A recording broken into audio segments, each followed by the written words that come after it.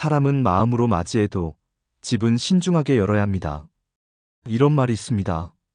나이가 들수록 만나는 사람 또는 집을 방문하는 사람이 줄게 되고 전화 한 통 없는 날이 많아집니다. 그러다 오랜만에 누군가 초인종을 누르거나 따뜻한 말을 건네며 다가오면 괜히 마음이 풀리고 문부터 열게 되지요. 그럴 때 조심해야 하고 위험에 빠질 수 있습니다. 가까운 교회 지인, 복지관에서 자주 보던 봉사자, 가까이 살던 친척 내지는 조카, 혹은 어느 날 갑자기 연락해오는 친구의 아들까지.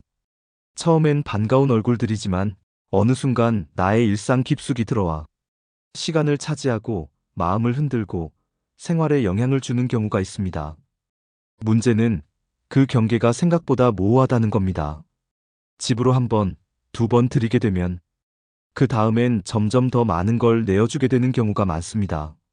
마음이 약해서, 정이 많아서, 혼자라서 그런 이유로 시작된 인연이 결국 내 평온한 노후를 흔드는 일이 되는 건 아닐까요? 노년의 내 집은 단지 사는 공간이 아닙니다. 세상의 바람을 피할 수 있는 나만의 마지막 울타리이자 가장 소중한 안식처입니다. 그렇기에 누구든 쉽게 드리고 쉽게 기대게 해서는 안 됩니다. 특히 사람 좋아 보이는 누군가일수록 더더욱 조심해야 할 때가 있습니다. 오늘은 겉보기와 다르게 우리 삶을 뒤흔들 수 있는 내 집에 들이면 안 되는 유형의 사람들에 대해 현실적인 이야기 나눠보려 합니다. 이야기 시작하기 전에 구독과 좋아요, 알림 설정까지 꼭 부탁드립니다. 구독하시면 다음번 지에도 빠르게 들어보실 수 있습니다. 첫 번째로 살펴볼 사람은 가족이라는 이름으로 우리 마음 깊이 들어오는 사람입니다. 가족인데 설마 나쁜 마음이겠어? 그래도 피를 나눈 친척인데. 이런 생각 누구나 한 번쯤은 해보셨을 겁니다. 하지만 바로 그 가족이라는 말이 경계심을 가장 먼저 무너뜨리는 무기가 되기도 합니다. 특히 노년기에는 오랜만에 연락 온 친척이 반갑고 도움이 필요하다고 하면 외면하기가 어렵죠. 고모, 사실 제가 이번에 창업을 하게 됐는데요. 이모, 보험 하나 가입하시면 저 실적이 조금 오르거든요. 말투는 조심스럽지만 내용은 하나같이 돈과 관련된 이야기입니다. 우리는 정이 앞서고 미안한 마음이 들어 도움을 주고 나서야 이상하다는 걸 알아차리곤 합니다. 하지만요, 이미 도장도 통장도 계좌번호도 상대 손에 들어간 뒤일 수도 있습니다. 한 어르신은 이런 말씀을 하셨습니다. 내가 누구보다 잘 아는 애라고 생각했는데 그놈이 내 집 담보로 대출까지 받았을 줄은 꿈에도 몰랐지. 이런 일 뉴스에서만 나오는 게 아닙니다. 노인을 대상으로 한 금전 피해 중 상당수가 바로 가족이나 친척에 의해 일어난다는 통계도 있습니다. 문제는 이런 일이 생겼을 때 대부분의 분들이 가족 간의 문제라며 법적인 조치를 하지 않고 참아버린다는 겁니다. 결국 남는 건 상처와 후회뿐이지요. 그럼 어떻게 해야 할까요? 가족이라 해도 금전이나 재산이 오가는 일에는 반드시 계약서와 법적 절차를 거쳐야 합니다. 불편하더라도 정확히 해두는 것이 서로에게 좋습니다. 그렇게까지 할 필요 있어? 서로 믿는데 너무 딱딱하게 굴면 더 어색하지 않을까? 이런 생각이 드실 수 있습니다. 하지만 바로 그 어색함을 감수하지 않으면 훗날 훨씬 큰 후회를 감당하게 됩니다. 마음의 문을 여는 것과 지갑과 집까지 여는 것은 다른 문제입니다. 또 하나, 내가 가족에게 무리하게 돈을 내어주게 되면 그 무게는 또 다른 가족에게 전가될 수도 있습니다. 자녀나 손주가 내가 짊어진 빚을 떠안게 되는 일이 생길 수 있다는 말이지요. 그러니 가족이라도 돈이 오가는 일은 반드시 계약서와 증빙을 남기고 법적으로도 안전하게 처리해야 합니다. 우리의 정은 소중하지만 그 정이 지켜져야 할 건 원칙 위에서입니다. 마음을 지킨다는 건 때로는 단호해지는 용기이기도 합니다. 이제 가족이라는 이름 뒤에 숨은 위험을 살펴봤다면 두 번째로는 가족도 아닌데 더 깊이 파고드는 사람들에 대한 이야기입니다. 겉보기엔 친절하고 따뜻해 보이지만 실은 나의 평온한 삶을 무너뜨릴 수 있는 위험을 품고 있는 경우지요. 나이 들수록 사람을 만나는 자리가 점점 줄어듭니다. 집에만 있기 답답해서 공원으로 나가고 가끔 복지관에서 프로그램도 듣고 교회나 성당에 나가면 반가운 얼굴도 생기지요. 그렇게 조금씩 인연이 시작됩니다. 오늘 날씨 좋죠? 혹시 힘드신 일 없으셨어요? 이런 가벼운 말 한마디에 마음이 열리기도 합니다. 그러다 보면 어느새 커피 한 잔을 같이 마시게 되고 그 다음엔 집으로 초대하게 되고 소소한 이야기를 나누며 정을 쌓아가게 됩니다. 문제는 그 다음입니다. 할머니, 이건 제가 좀 봐드릴게요. 할아버지, 이 집 구조가 참 좋네요. 그렇게 자연스럽게 집안을 살펴보는 사람, 도장을 꺼내는 서랍 위치까지 기억하는 사람도 있습니다. 말은 다정한데 눈빛은 어딘가 탐색하는 느낌. 그런데 우리는 그런 작은 낌새를 대부분 무시하거나 지나치고 맙니다. 왜냐고요? 설마 이 사람이 그 의심을 하기엔 내 마음이 너무 따뜻하기 때문입니다. 하지만 실제로 발생한 사례들을 보면 이런 외부인으로 인한 피해가 상당히 많습니다.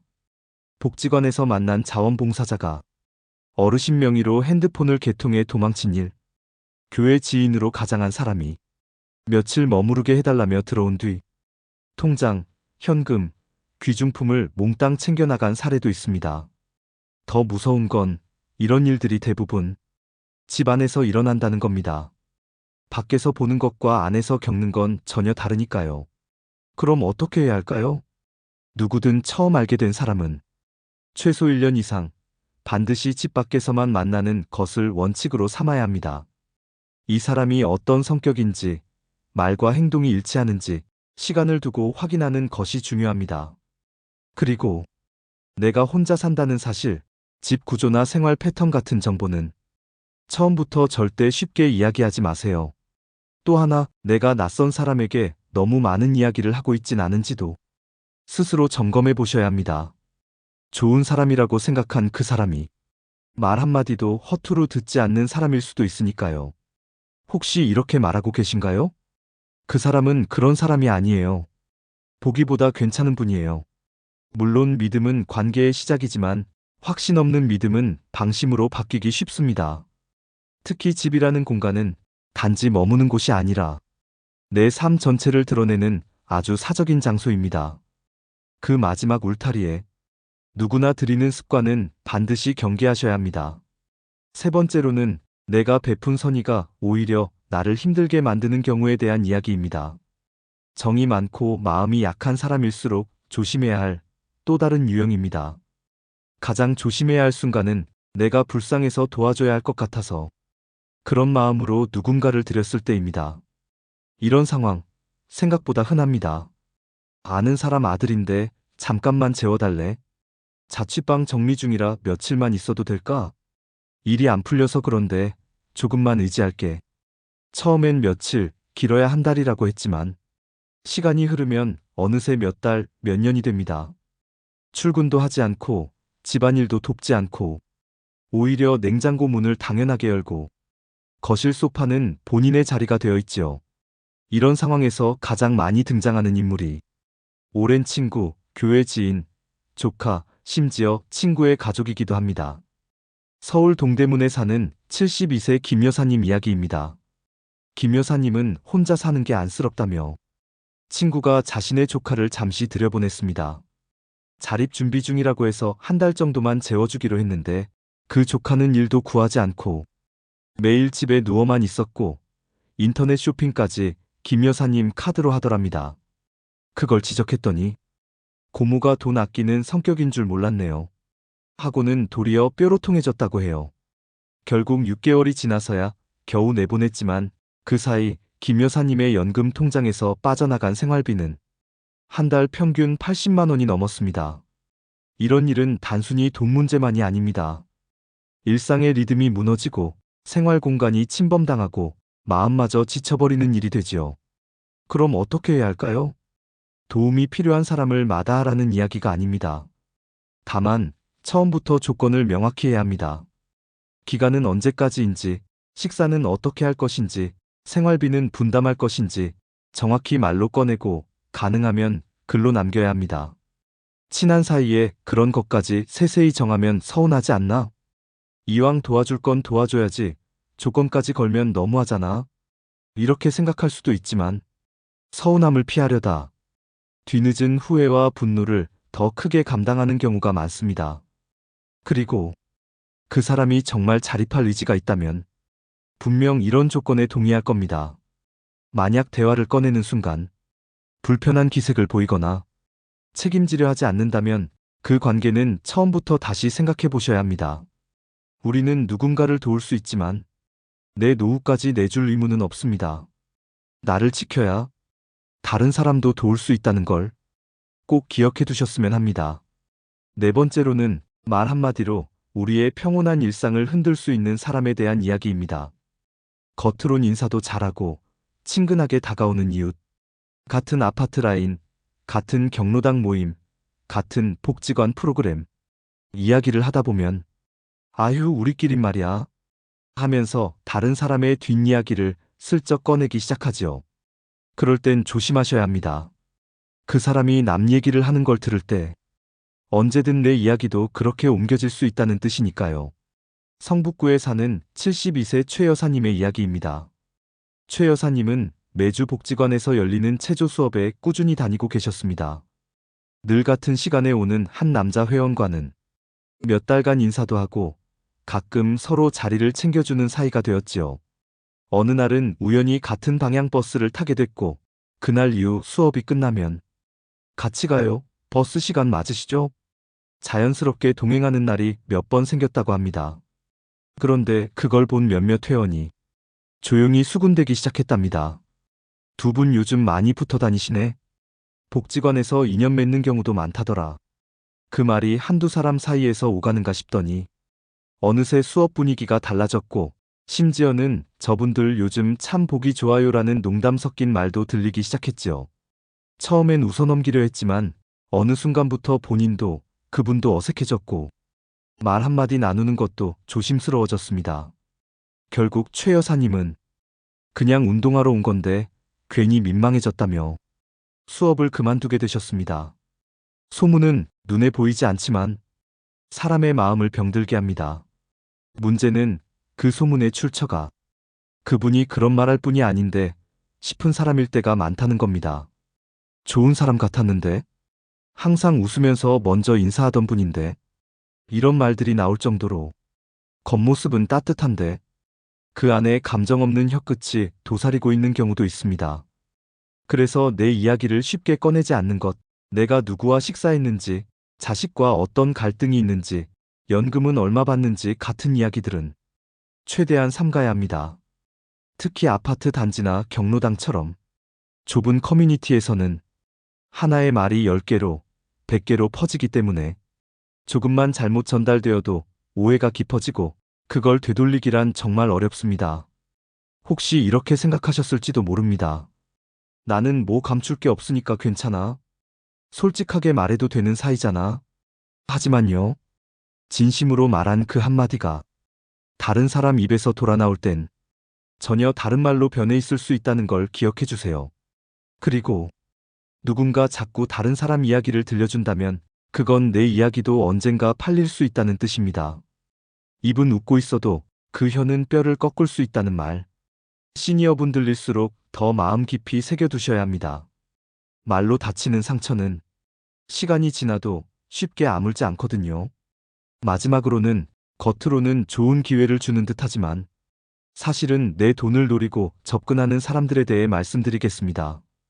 이제는 정말 단단한 경계가 필요한 순간입니다. 속으로는 오직 이익만 따지는 사람들이 있습니다. 특히 노년기에 들어서면 이런 사람들은 더 치밀하게 접근합니다.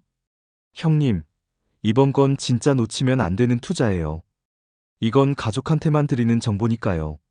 교회분 중에도 이걸로 대박 나신 분 있어요. 처음엔 진심 어린 조언처럼 들립니다. 실제 수익을 조금 보여주기도 하고 작은 이익이 생기면 더 신뢰하게 되지요. 그러다 결국 큰 돈을 맡기게 되고 연락이 끊기거나 손해만 남는 경우가 많습니다. 이런 말이 있습니다. 공짜 치즈는 쥐덫에만 있다. 그 말, 노년이 될수록 더 진실입니다. 서울 마포구에 사는 68세 김모 씨는 성경 공부 모임에서 알게 된 사람에게 노후 대비형 안전 투자라며 한 펀드 상품을 소개받았습니다. 처음엔 월 10만 원씩 이익이 생겼고 3개월 만에 신뢰가 쌓여 본인 명의 아파트 담보대출까지 받아 투자했죠. 결과요? 5개월 뒤 연락이 끊기고 그 지인은 나도 당한 거다며 책임을 회피했습니다. 결국 김 씨는 살던 집을 정리하고 지방 작은 원룸으로 이사하게 됐습니다. 그분이 남긴 한마디가 오래 남습니다. 그 사람이 돈 얘기만 안 꺼냈어도 아직 그 사람을 좋은 사람이라고 믿고 있을 거예요. 정말 그렇습니다. 돈 이야기를 꺼내는 순간 관계의 성격은 완전히 달라집니다. 그래서 꼭 기억해 두셔야 할 것이 있습니다. 진짜 친구는 돈 이야기를 꺼내지 않습니다. 돈이 오가는 관계는 어떤 좋은 인연도 망가뜨릴 수 있다는 걸 그 사람도 알고 있기 때문입니다. 혹시라도 누가 투자, 보험, 대출 이야기를 꺼낸다면 꼭 자녀나 믿을 수 있는 제3자와 상의하세요. 혼자 결정하지 마시고 금융기관의 공식 상담을 먼저 받아보는 게 안전합니다. 그리고요, 믿을 수 있는 사람이라면 내가 시간을 들여 확인하겠다고 했을 때 기다릴 줄 아는 사람입니다. 빨리 결정하라고 재촉하거나 지금만 가능하다는 말은 대부분 서둘러야 손해를 안 들킬 수 있는 사람일 뿐입니다. 또 하나, 내가 아끼는 사람이라면 그 사람이 위험에 빠지는 걸 바라지 않겠지요? 그렇다면 내가 그들의 부탁을 거절하는 것도 결국은 나와 그 사람을 지키는 일입니다. 관계는 마음으로 맺지만 돈은 계약으로 지켜야 합니다. 이제 누구를 내 집에 들릴 것인가에 대한 5가지 이야기를 나눠봤습니다. 지금부터는 그 모든 내용을 하나의 그림으로 정리해 보겠습니다. 사람은 누구나 관계 속에서 살아갑니다. 특히 나이 들어갈수록 혼자 있는 시간이 길어지고 그 속에서 정과 온기를 그리워하게 되지요. 그래서 문을 엽니다. 마음을 엽니다. 그리고 그 안으로 누군가를 들이게 되죠. 하지만 오늘 우리가 함께 나눈 5가지 경우처럼 그 문턱을 넘는 순간부터 삶이 조금씩 흔들리기 시작하는 일도 분명 존재합니다. 가족이라는 이름을 이용하는 사람, 겉으로는 따뜻하지만 낯선 의도를 숨긴 외부인, 나의 선의를 기대고 무책임하게 눌러앉는 사람, 말 한마디로 소문을 만들고 마음을 병들게 하는 사람, 그리고 친분을 가장해 내 재산을 노리는 사람까지. 그들은 처음엔 모두 괜찮아 보였고 도움이 필요한 사람 같았으며 나와 특별한 인연처럼 느껴졌을 겁니다. 그러나 기억해 주세요. 내 삶을 지킬 수 있는 건 결국 관계의 경계선을 세우는 힘입니다. 마음이 따뜻한 사람이 더 많이 조심해야 합니다. 정이 많은 사람이 더 많이 배신당하기도 하니까요. 이제 여러분의 집은 세상에서 가장 안전한 울타리가 되어야 합니다. 그 안에 누구를 들릴 것인지 지금부터는 신중하게 선택하셔도 괜찮습니다. 그 선택은 후회하지 않으실 겁니다. 오늘 이야기가 도움이 되셨다면 구독과 좋아요, 알림 설정으로 지혜 모음과 함께 노후를 더 단단히 지켜가세요. 여러분의 구독은 저희에게 큰 힘이 됩니다. 항상 여러분의 평온한 하루를 응원하겠습니다. 감사합니다.